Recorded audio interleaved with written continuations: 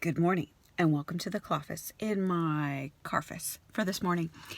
We were up late last night with the church. We had just an amazing time praying over people and it was really great. I've been spending a lot of time in Ezra studying it with my kids and it's been really good. And something that occurred to me in a passage that I was reading yesterday with them, and I was just reflecting on it as I lied in bed and thought, you know what, this is so important and this is so key. And it's on the issue of how important it is that we don't get stuck waiting to see what God's going to do in terms of justice and making a situation right that we've been in. But how important it is that we keep our eyes focused on Him and we keep moving forward even if we haven't seen Him bring justice to a situation. And we see this in so the building of the temple was called forth. Cyrus was stirred in his heart, and Ezra, and then a generation passes, a new king's there, and it stops. But then the word of the Lord comes to Haggai and to be building the temple. So they're out building the temple again, and so then the governors of the Trans-Euphrates area and the governors come. They're like, "What are you guys doing? What are you doing here?" And they say, "Well, the word of the Lord came. We were supposed to build the temple." And they're challenging them. They're like, "Please go to the king and ask the king to look back in the writings of the kings from King Cyrus to see if, yes, in fact, we're supposed to do this." So sure enough, the Trans-Euphrates governor goes to the king, and because they want to cause trouble. They don't want the Israelites to be doing this.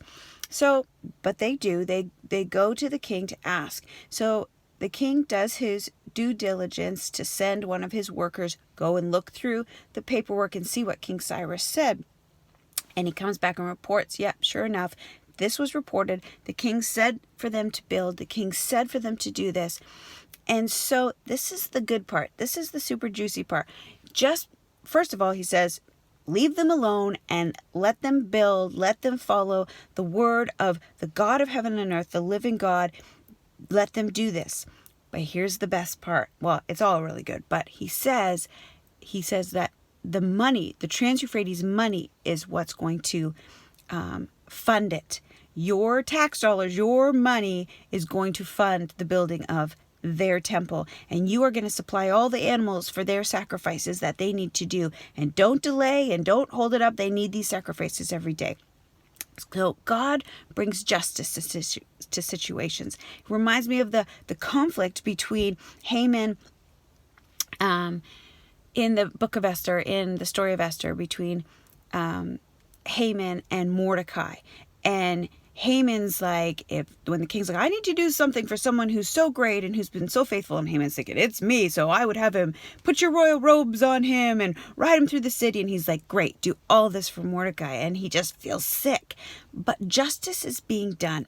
And so, my friends, I want to encourage you, don't sit around and wait to see what God's going to do to bring justice to a situation.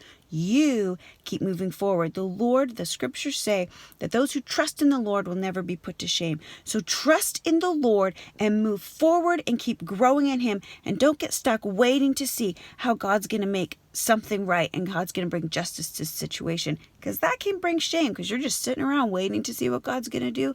Move forward in what He has for you. Move forward and trust God because He will take care of it in a perfect way in His perfect time. Look to the Lord and move forward. Have an amazing day and God bless.